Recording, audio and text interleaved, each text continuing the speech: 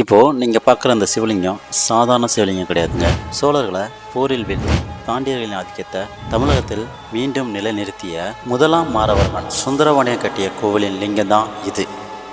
பூமிக்குள் புதைந்து கிடந்த இந்த லிங்கத்தை இந்த பகுதி மக்கள் வெளியில் கொண்டு வந்துட்டாங்க. ஆனால் கோவில் அடுத்தடுத்த நிலைக்கு செல்லாமல் முடங்கி கிடக்கு.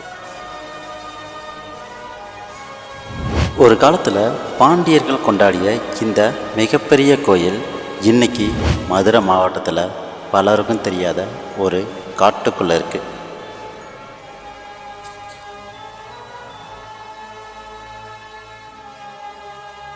இந்த கோயில் பற்றிய முழு தகவலை அடுத்தடுத்து பதிவிட இருக்கேன். மறக்காமல் நம்ம சேனலை சப்ஸ்கிரைப் பண்ணிவிடுங்க.